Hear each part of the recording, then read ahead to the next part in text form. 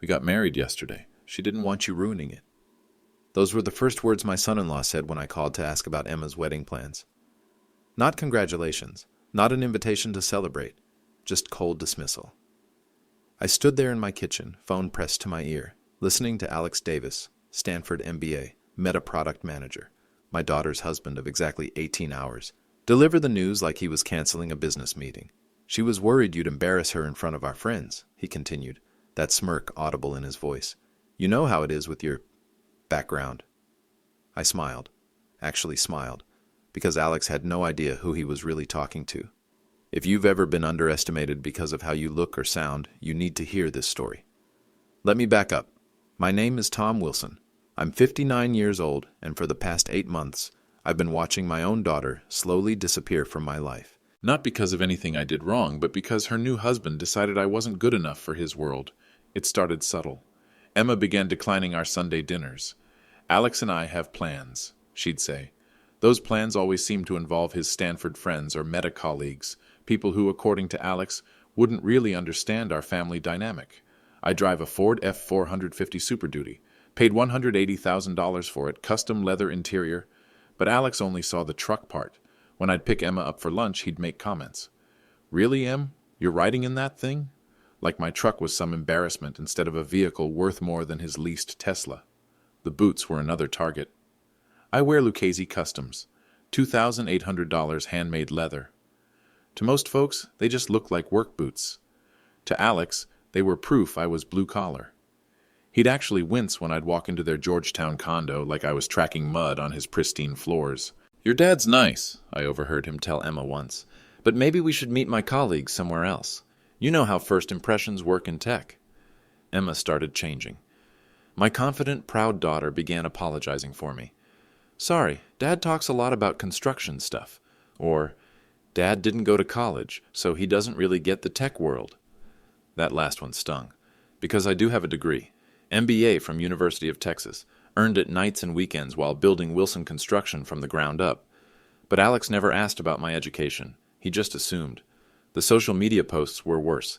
I'm not supposed to be on Instagram, according to Emma, but I am. I saw Alex's stories from their networking events. Sleek bars in downtown Austin, tech executives in expensive suits, everyone holding craft cocktails and discussing disruption. Emma was in some of those photos, smiling but tense. In her Stanford networking group posts, she described herself as first-generation college graduate from a traditional family. Traditional. That was her code word for embarrassing. But here's what Alex didn't know about Emma's college funding. That Stanford education, the $320,000 in tuition, room, board, and living expenses over 4 years, that came from Wilson Construction, from the empire I built with these hands he found so distasteful. The breaking point came at a company picnic Alex's team hosted in Zilker Park. Emma invited me, reluctantly. I showed up in my typical attire, clean jeans, button-down shirt, those embarrassing Lucchese boots. I watched Alex introduce Emma to his colleagues. "This is my girlfriend Emma. She's a UX designer." No mention of her last name. No meet her father. When someone asked about her family, Alex smoothly redirected. "Em's very independent, self-made like all the best people in tech. I spent 2 hours at that picnic invisible." Alex's colleagues would politely nod when Emma introduced me, then immediately turn back to conversations about IPOs and venture funding. One guy actually patted my shoulder and said, "Construction, huh? Must be nice working with your hands. Very authentic." The ride home was quiet. Emma stared out the window of my $180,000 embarrassing truck. Finally, she spoke. "Dad, maybe you could dress differently when you meet my friends. Just, blend in more." That night I did something I hadn't done in years. I looked at myself in the mirror and wondered if my daughter was ashamed of me. If the man who'd worked 60-hour weeks to put her through Stanford, who'd taught her the value of honest work, was now a liability to her happiness.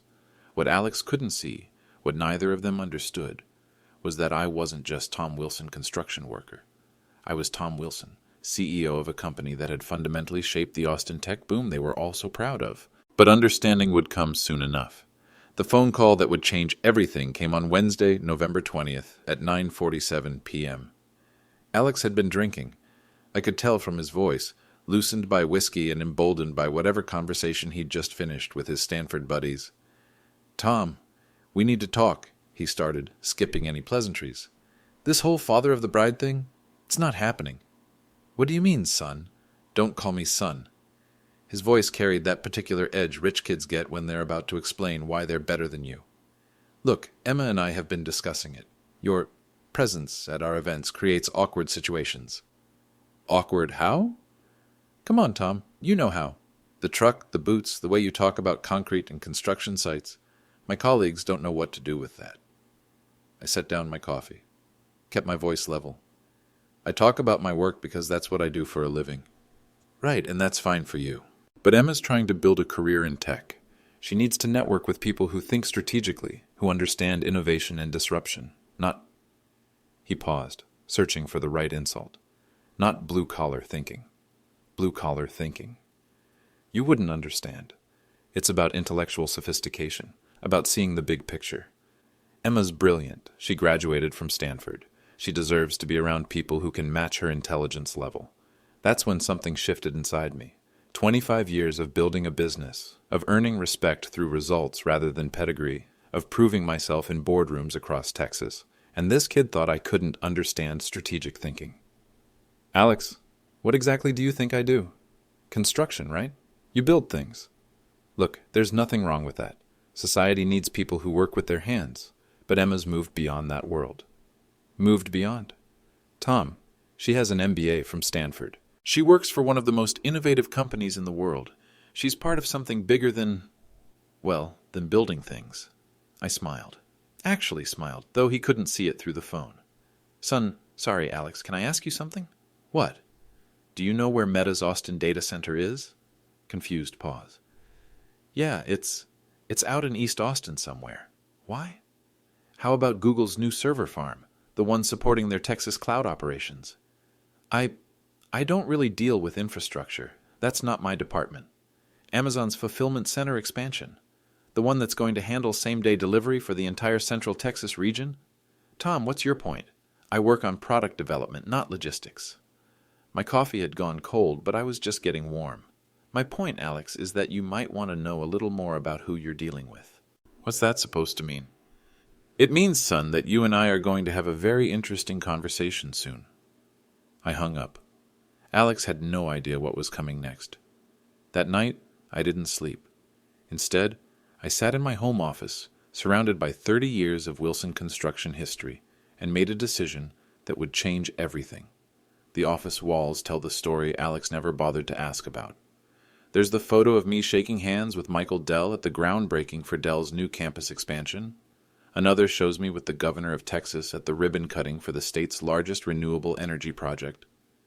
And there, in a simple frame, is a newspaper clipping from the Austin Business Journal. Local builder powers tech boom, Wilson Construction Inc.'s $680 million in contracts. $680 million. That's not blue-collar pocket change. See, what Alex didn't understand, what Emma had apparently forgotten to mention, is that Wilson Construction doesn't just build things. We build the infrastructure that makes the modern world work. And in Austin, Texas, that means we build the backbone of the tech industry. That Meta data center Alex couldn't locate? Wilson Construction broke ground on it 18 months ago. It's a $280 million project, 180,000 square feet of climate-controlled space that will house the servers processing data for millions of users. My crews poured the foundations. My project managers coordinate with Meta's engineers. My signature is on every permit. Google's server farm? That's another $230 million in Wilson Construction contracts. We're not just building warehouses, we're creating the physical infrastructure that supports cloud computing for half the Southwest. Amazon's fulfillment center expansion? $170 million more. 3 separate buildings, automated sorting systems, and the most advanced logistics facility in Texas. Added up. $680 million in active contracts with the 3 companies that basically run the internet. And that's just current projects. I pulled out my phone and scrolled through my contacts. These weren't the numbers of other construction workers. Janet Moore, VP of Operations at Meta. Kevin Brown, Infrastructure Director at Google. Sarah Johnson, Austin's mayor, who owed her political career to the economic development my projects brought to East Austin. But there was more Alex didn't know about. Much more. I opened my safe and pulled out a folder marked Real Estate Portfolio. Inside were deeds to 240 acres of prime commercial land in East Austin. Property I'd been acquiring quietly for 15 years, back when it was cheap and everyone thought that part of town would never develop. Now, those 240 acres are worth $85 million. And they sit directly in the path of every major tech company's expansion plans. Want to build a new campus in Austin? You're probably going to need my permission. The Austin Convention Center renovation was the crown jewel. $32 million to modernize the facility where tech conferences, product launches, and corporate events happen year-round. My company holds the primary construction contract, which means I control access, scheduling, and operations during the renovation, including next week's Meta Q4 product showcase, where Alex was planning to announce his promotion to senior product manager. I picked up my desk phone and dialed Janet Moore's direct number. She answered on the second ring. "Tom, good to hear from you. How's the convention center project coming?" "Right on schedule, Janet. Listen, I need to ask you about one of your employees, Alex Davis, product management." "Alex? Sure, I know Alex. He's been pushing hard for a promotion. Actually presenting at our Q4 showcase next week. Why do you ask?" "He's family, sort of. Just wanted to make sure he's representing your company well." "Oh, family connections. I didn't realize you had ties to Meta employees. Alex is, well, he's ambitious. Sometimes a little too ambitious, if you know what I mean." "How so?" "Between you and me, Tom, he's been taking credit for other people's work, making some pretty bold claims about projects he had minimal involvement with. We're keeping an eye on him." "Interesting. Well, I'm sure everything will work out appropriately." "It always does. Hey, Tom, you'll be at the showcase next week, right? It's in your building, after all." "Wouldn't miss it." After I hung up, I made 2 more calls. One to Kevin at Google, checking on the status of our server farm timeline.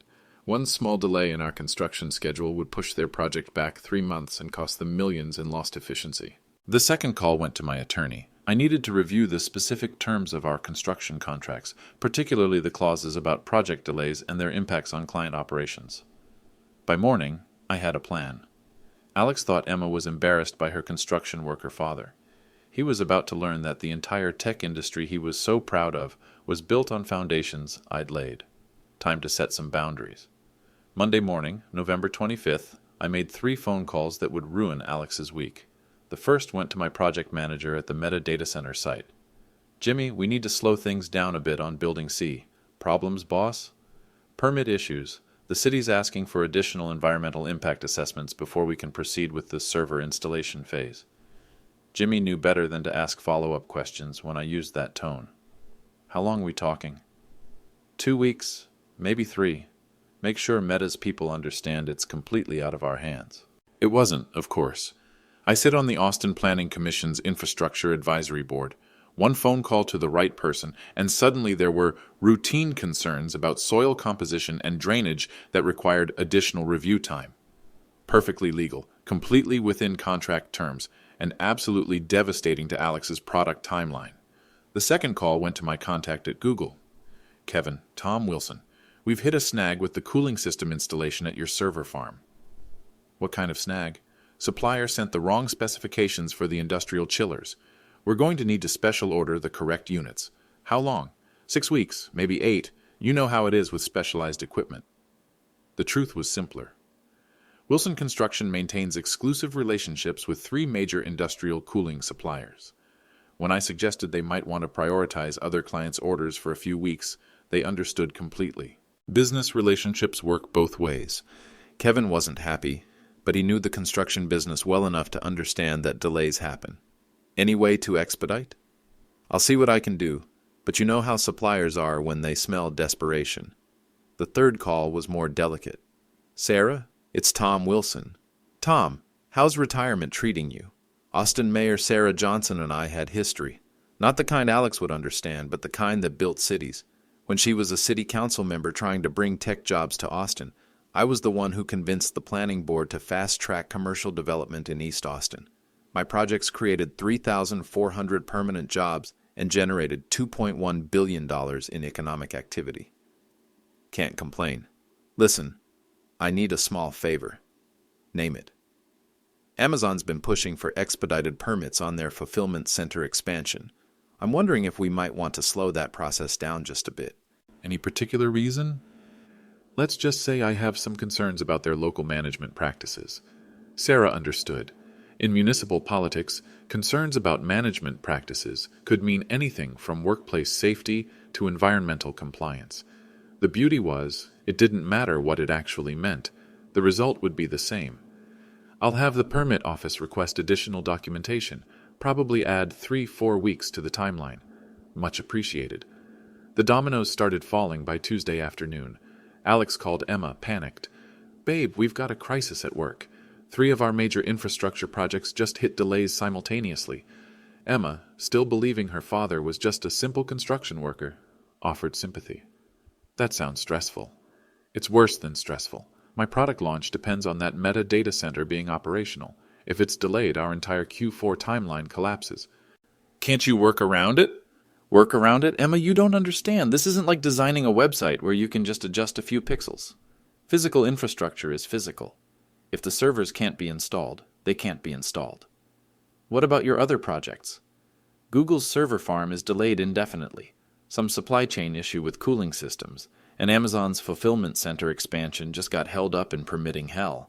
It's like someone coordinated all these problems to happen at once. I wasn't someone. I was the someone who controlled all these projects. But the real beauty of the situation was the reaction from Alex's superiors at Meta. Janet Moore called me Wednesday morning, frustration clear in her voice. "Tom, I hate to put pressure on you, but this data center delay is causing major headaches. We have a product launch dependent on that infrastructure." "I understand completely, Janet. Unfortunately, the city's environmental review process is out of my control. Is there anything we can do to expedite?" "Well," I said thoughtfully, "sometimes these reviews go faster when the city feels confident about the project's local support." "What kind of local support?" "Community engagement, making sure the right people understand the value of the project. People like you, people like me." By Thursday, Alex was working 16-hour days trying to manage a crisis he couldn't understand. How could 3 separate infrastructure projects managed by different companies hit problems simultaneously? He was about to find out. Saturday, December 7th, Alex asked to meet me for coffee. He looked terrible. 5 days of crisis management had left him hollow-eyed and shaky. When I walked into the Starbucks on South Lamar, he was already there, hunched over his laptop, frantically typing emails. "Tom." He stood up, extending his hand like we were business associates instead of family. "Thanks for meeting me." "Of course, son." He didn't correct the son this time. That was progress. "Look, I need to ask you something, and I hope you'll be straight with me." I sat down across from him, noting how he'd chosen a corner table away from other customers. Privacy. This wasn't going to be a pleasant conversation. "Shoot. The construction delays, the infrastructure problems. Emma mentioned you work in construction, and I'm wondering, do you know anything about what's happening with these projects?" I sipped my coffee, took my time. "Which projects?" "Meta's data center, Google's server farm, Amazon's fulfillment expansion." His voice carried a note of desperation. "They're all delayed simultaneously, and it's destroying my product timeline." Sounds frustrating. "Tom, please, I know we haven't exactly connected, but this is my career we're talking about. If you have any insights, any contacts who might know what's going on." I set down my coffee and looked at him directly. Really looked at him. This Stanford MBA. This tech executive who'd spent 8 months teaching my daughter to be ashamed of her father. "Alex, can I ask you something?" "Sure." "What exactly do you think I do for a living?" "You're in construction. You build things." I pulled out my phone, opened my photo gallery, and set it on the table between us. The screen showed me standing next to a massive concrete foundation, wearing a hard hat, shaking hands with a man in an expensive suit. "Do you recognize the man I'm standing with?" Alex squinted at the photo. "No, should I?" "That's Sundar Pichai, CEO of Google. This photo was taken at the groundbreaking ceremony for their Austin server farm, the one that's currently delayed." Alex's face went very pale. I swiped to the next photo. "This one's from the Meta data center groundbreaking. That's me with Janet Moore, VP of Operations." Swipe. "Amazon Fulfillment Center, me with their Regional Infrastructure Director." Swipe. "Austin Mayor Sarah Johnson and me at the Economic Development Council meeting where we discussed bringing more tech companies to Austin." Alex stared at the phone like it was a bomb that might explode. "Tom, what are you saying?" I'm saying, son, that Wilson Construction built the infrastructure your entire career depends on, and right now that infrastructure is experiencing some complications. Wilson Construction. He said it like he was tasting something bitter. That's your company. $420 million in annual revenue, 340 employees, exclusive contracts with every major tech company operating in Texas. Alex's hands started shaking slightly. The delays are completely within the normal scope of construction project management. Sometimes permits take longer. Sometimes suppliers prioritize other clients. Sometimes environmental reviews discover concerns that require additional study time. You're doing this. You're sabotaging my projects. I smiled, the same quiet smile I'd given him on that phone call 3 weeks ago. I'm not sabotaging anything, Alex. I'm just less motivated to expedite solutions than I might normally be. This is insane. You can't destroy my career because you're upset about a wedding. I'm not upset about a wedding, son. I'm upset about 8 months of systematic disrespect. I'm upset about watching my daughter learn to be ashamed of the man who built her opportunities. Alex stared at me, finally understanding the scope of his miscalculation. What do you want? Respect, I said simply. For me, for Emma, for the work that built the world you're so proud of. He nodded quickly. Too quickly, like a man agreeing to anything to save his career. But Alex had one more mistake left to make. Alex Davis, it turned out, was not the type of man who accepted defeat gracefully. On Monday, December 10th, Emma called me, voice tight with confusion. Dad, did you see Alex's LinkedIn post? I hadn't. I'm not much for social media, but Emma read it to me over the phone, and with each word, I felt my carefully controlled anger crystallize into something harder. Toxic masculinity in the workplace, when blue-collar insecurity threatens innovation. I've been reflecting on a troubling trend I've witnessed in Austin's business community. Traditional industries, threatened by the innovation economy, are using their political connections and old boy networks to sabotage progress. Asterisk. We've all encountered the type, insecure about their lack of formal education, resentful of younger professionals who've embraced change, clinging to outdated notions of respect that really mean deference to obsolete authority structures. Asterisk. These individuals often hide behind blue-collar mythology, the dignity of hard work narrative, while using backroom deals and cronyism to undermine companies that represent the future of our economy. Asterisk. As someone who's witnessed this firsthand, I want to encourage my fellow innovators not to be intimidated by these tactics.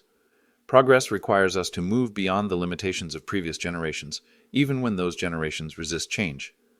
Asterisk. The tech industry succeeds because we value merit over connections, innovation over tradition, intelligence over brute force. Let's not let the insecurities of yesterday's economy hold back tomorrow's solutions. Asterisk. The post had 247 likes and 89 comments, mostly from Alex's Stanford Network and Meta colleagues. Emma read me a few.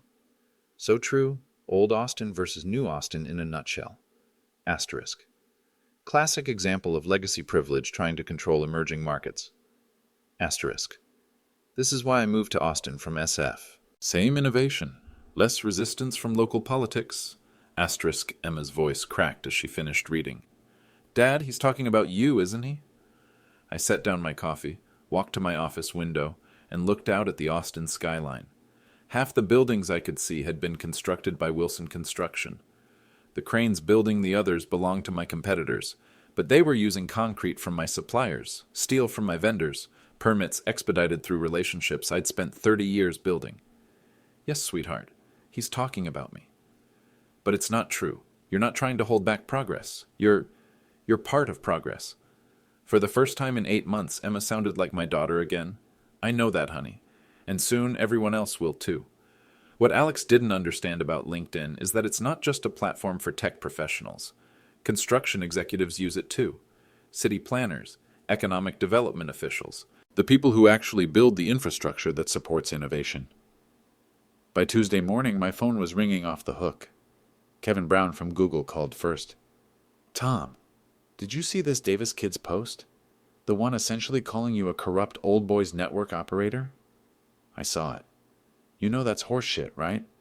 You've been nothing but professional and forward-thinking on our server farm project. I appreciate that, Kevin. I'm just saying, If this kid thinks he can publicly attack the integrity of our construction partners, he's got another thing coming. Janet Moore's call came an hour later. Tom, I owe you an apology. I had no idea Alex Davis was your son-in-law when I shared some concerns about his work performance. And now he's posting this attack on local business leaders, as if you haven't been instrumental in bringing tech companies to Austin? Janet, you don't need to apologize. Actually, I do. Because Alex's behavior reflects poorly on Meta's commitment to community partnerships. We value our relationships with established Austin businesses. Mayor Sarah Johnson's call was the most interesting. Tom, I'm getting questions from reporters about this LinkedIn post. Some blogger wants to write about entrenched interests blocking tech innovation in Austin. What kind of questions? About whether city planning is influenced by construction company donations. About whether permit processes are fair to out-of-state companies. And what are you telling them? I'm telling them that Tom Wilson has brought more economic development to Austin than any 10 tech executives combined. And I'm suggesting they might want to do some research before they write stories about Austin business community. But the most satisfying response came from an unexpected source. Emma texted me Wednesday evening, Dad, I shared Alex's post with some UX friends. They think he sounds like an entitled asshole. One girl said her dad's a contractor in California and he's the smartest person she knows. I'm starting to remember why I used to be proud of you. Alex's social media strategy had backfired spectacularly. Instead of rallying the tech community against the outdated construction industry, he'd reminded people that their servers run in buildings someone had to actually build. But I wasn't done with Alex Davis yet. Not even close. Because tomorrow night was Meta's Q4 product showcase, and Alex had no idea he was about to present his promotion pitch in a building I owned to an audience that included my closest business partners. Wednesday night, I sat in my home office and assembled the complete dossier on Alex Davis. Not because I wanted to destroy him, I'm not a vindictive man, but because tomorrow night, the truth was going to come out, and I wanted to be thorough. The evidence fell into 4 categories: financial, professional, personal, and corporate. Asterisk, asterisk. Financial evidence. Alex's Georgetown condo rental, $4,800 per month, according to the lease agreement Emma had shown me when they were apartment hunting. Total annual housing cost, $57,600. My East Austin ranch, paid off 15 years ago. Current market value, $2.8 million. Annual property taxes, $31,200. The land alone was worth more than Alex's annual salary. Alex's Tesla Model S lease, $847 per month for a vehicle he didn't own. My Ford F450, $180,000 paid in cash, custom specifications, owned outright. Emma's Stanford education, $320,000 total cost, paid by Wilson Construction's Educational Assistance Program. Alex's Stanford MBA, $280,000 in student loan debt, according to financial documents from their mortgage pre-approval process. Asterisk, asterisk, professional evidence. Wilson Construction's current active contracts, $680 million, verified by signed agreements with Meta, $280 million, Google, $230 million, Amazon, $170 million. Alex's Meta salary, $185,000 annually, plus stock options subject to vesting schedules and performance metrics. Wilson Construction's annual revenue, $420 million, with net profit margins of 18.5%. Alex's LinkedIn claims versus reality. He'd listed himself as lead product manager for projects where Meta's own internal documents showed him as contributing team member or supporting analyst. Asterisk, asterisk, personal evidence. Screenshots of Alex's private Instagram stories, saved by Emma and shared with me during our coffee conversation last week. Images of him at expensive restaurants with captions like, "When you're slumming it with the working class," after our family dinners. Text message chains between Alex and his Stanford friends, forwarded to me by Emma after she found them on his laptop. Highlights included, Emma's dad showed up in actual work boots to a networking event. I'm mortified. Asterisk. Construction workers who think they understand business are the worst. Like, we get it, you can pour concrete. Asterisk. Having to explain tech concepts to blue-collar family is exhausting. It's like talking to a child. Asterisk, asterisk, asterisk, corporate evidence. Email correspondence between Janet Moore and me regarding the Austin Convention Center renovation project. Key excerpt. Tom, your team's professionalism and attention to detail make these events possible. We're grateful for partners who understand that infrastructure excellence supports innovation excellence. Austin Business Journal's Power 100 Inches list for 2024, featuring me at #23. Tom Wilson's construction empire has quietly become the foundation Austin's tech boom was built on. Permits and planning documents for the convention center renovation, all bearing my signature as primary contractor and facility access coordinator. The most damning evidence, however, was Alex's own professional record. Meta's internal performance reviews, which Janet had mentioned during our lunch meeting, showed a troubling pattern. Alex consistently took credit for team achievements while deflecting responsibility for project delays. His promotion to senior product manager wasn't the coronation he'd been telling Emma about. It was probationary, subject to successful completion of the Q4 product showcase. The same product showcase that would be held in my building, presented to an audience that included my business partners, delayed by infrastructure problems I'd orchestrated. I printed everything. Contract copies, financial statements, email chains, photographs, performance reviews, city planning documents. 300 pages of evidence demonstrating that the construction hillbilly Alex had been mocking for 8 months controlled more of Austin's tech infrastructure than most people realized. But the real power wasn't in the evidence itself. It was in the audience that would witness its revelation. Tomorrow night's Meta Q4 showcase wasn't just a company event. It was Austin's quarterly tech industry networking summit. Google executives would be there to discuss partnership opportunities. Amazon representatives would attend to explore collaboration projects. Austin city officials would participate to demonstrate municipal support for tech innovation. And Tom Wilson, humble construction worker, blue-collar embarrassment, outdated obstacle to progress, would be there as the primary contractor responsible for facility operations. I called Janet Moore one final time. "Janet, tomorrow night's event, do you need me to be on site for building management?" "Actually, yes. We've had some concerns about AV equipment and climate control. Could you be available if we need technical support?" "Of course. I'll be there by 6. "Perfect. And Tom? Alex Davis will be presenting tomorrow night, his big promotion pitch. I know he's family, but, well, between you and me, this presentation needs to go well for his career prospects. I'm sure it will be memorable." After I hung up, I smiled. The same quiet smile Alex had heard in his voice 3 weeks ago, when he thought he was dismissing a nobody. Tomorrow night, everyone would learn who the nobody really was. Thursday, December 18th, 6 p.m. Austin Convention Center, Main Exhibition Hall. I arrived early, as always. Construction project managers learn to control environments before events happen, not during crises. The hall looked spectacular. 40-foot LED screens, professional lighting, seating for 300 of Austin's tech elite. Meta had spared no expense for their Q4 showcase, and why shouldn't they? They were celebrating a record year of growth, powered by infrastructure that kept their servers running efficiently. Infrastructure built by Wilson Construction. "Tom!" Janet Moore spotted me near the main entrance. "Thank God you're here. We're having issues with the climate control system. The temperature needs to be exactly 72 degrees for the equipment to function properly." "I'll handle it." I walked to the building management console, made a few adjustments, and returned. "Should be perfect in 10 minutes. You're a lifesaver. Oh, and there's someone I'd like you to meet." She led me toward a group of executives near the registration table. "Everyone, this is Tom Wilson, owner of Wilson Construction. Tom's company renovated this entire facility." Handshakes all around. These weren't Alex's friends from Stanford. These were serious business people who understood the difference between talking about innovation and actually building it. "Tom," said a woman with graying hair and sharp eyes, "Sarah Martinez, VP of Operations for Google Austin.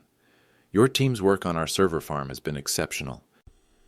"Despite the recent delays," added Kevin Brown, appearing beside her with a slight smile, "which I understand were completely beyond your control."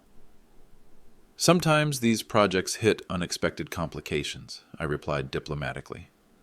"The important thing is quality results," said another voice. "Tom Wilson always delivers quality results." I turned to see Mayor Sarah Johnson approaching with her usual political confidence. "Tom's been instrumental in bringing tech jobs to Austin. We're lucky to have construction partners who understand the importance of innovation infrastructure." The conversations continued as guests arrived.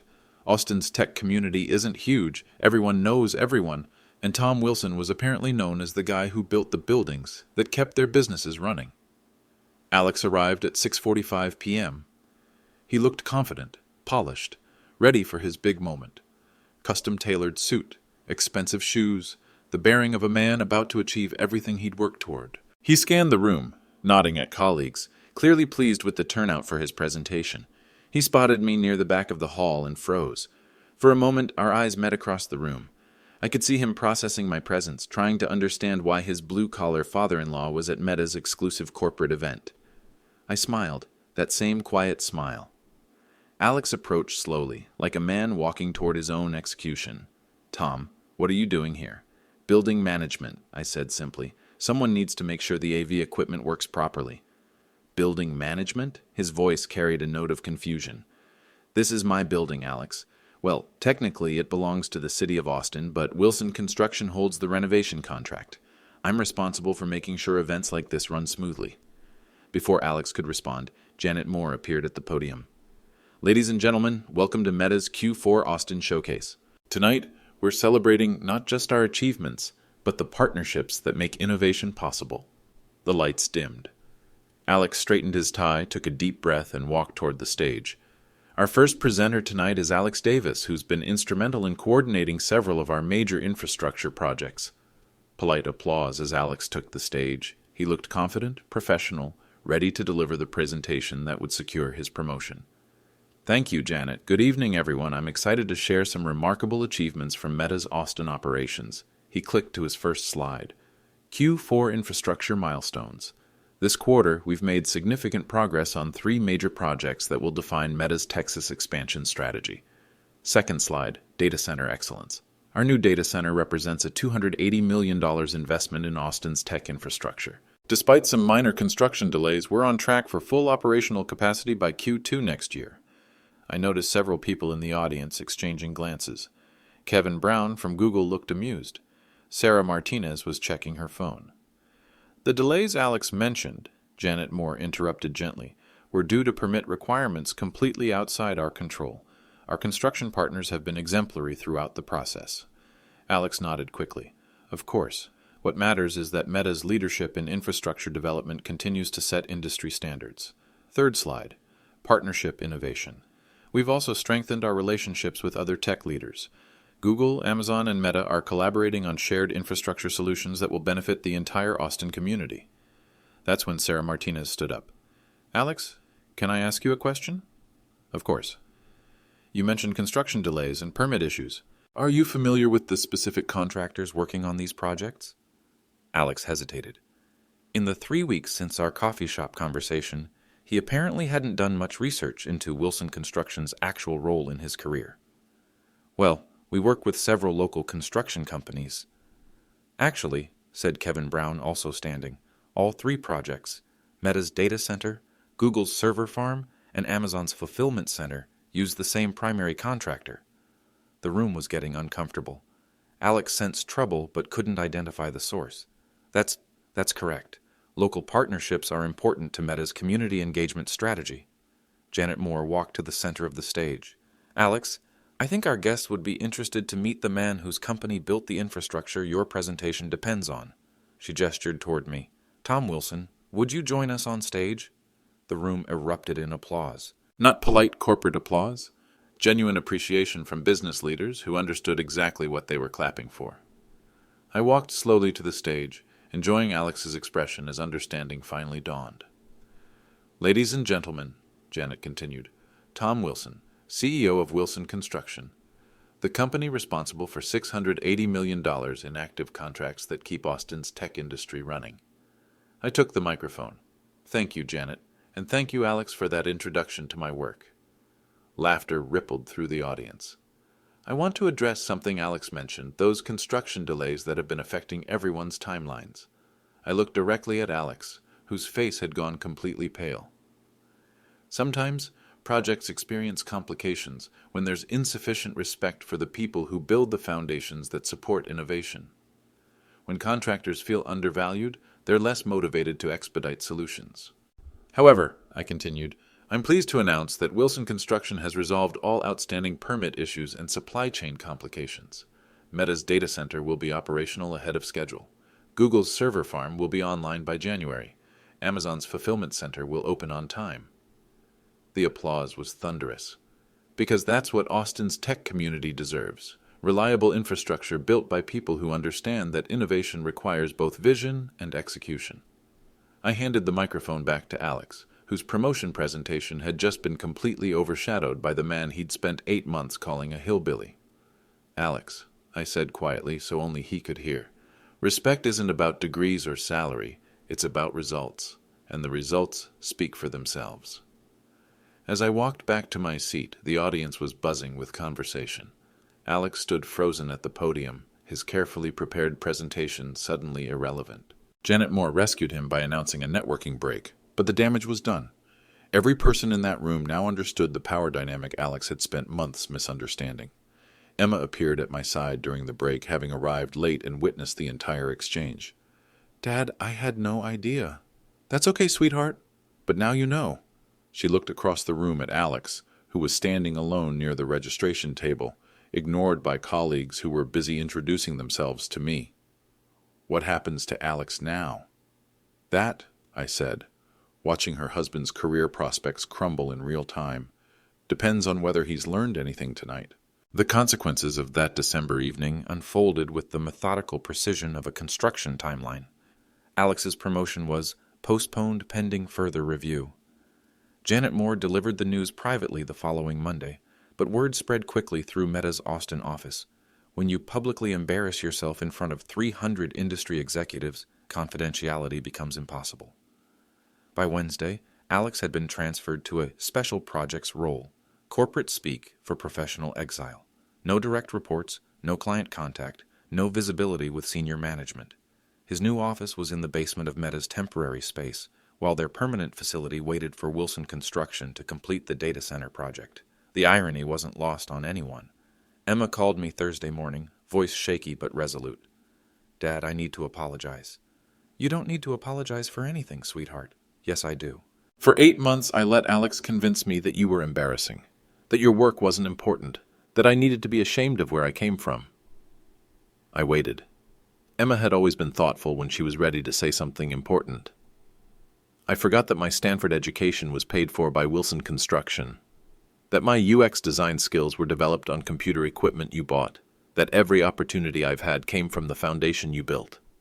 Emma, your opportunities came from your intelligence and hard work, built on the foundation you provided. Alex made me forget that foundations matter." She paused, and I could hear her crying softly. "He made me forget to be proud of you. And now? Now I'm remembering. All those Sunday dinners I skipped because I was ashamed of your stories about construction projects? Those projects built the world I work in.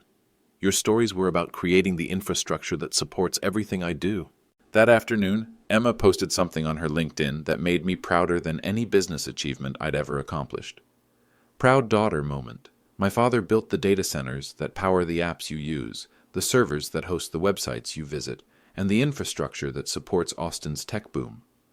Tom Wilson of Wilson Construction taught me that innovation requires both vision and execution. Every foundation matters. Every builder matters.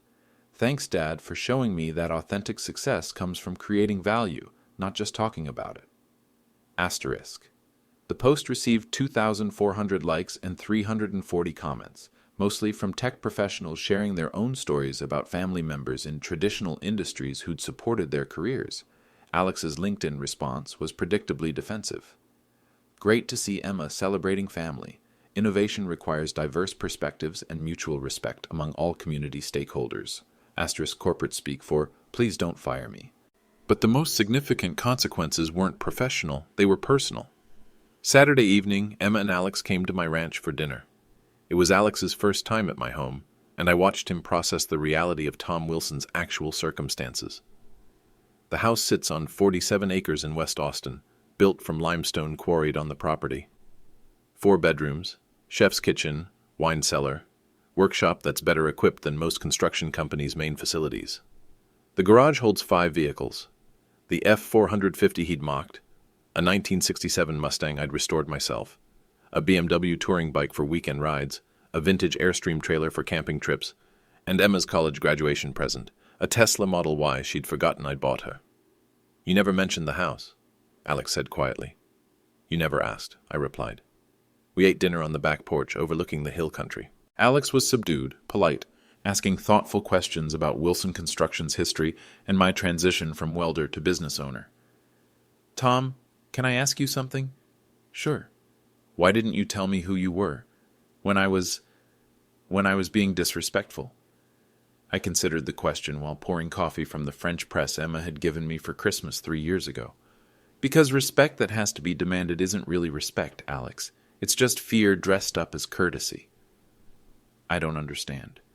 You were judging me based on assumptions about construction workers, about people without Ivy League degrees, about what success looks like. If I'd told you about Wilson Construction's contracts and revenue, you might have treated me differently, but you wouldn't have learned anything. Emma reached across the table and squeezed my hand. What would I have learned? That a man's worth isn't determined by his vocabulary or his wardrobe or his college pedigree. It's determined by the value he creates, the people he serves, and the integrity with which he conducts himself. Alex nodded slowly. I owe you a massive apology. You owe me respect, Alex.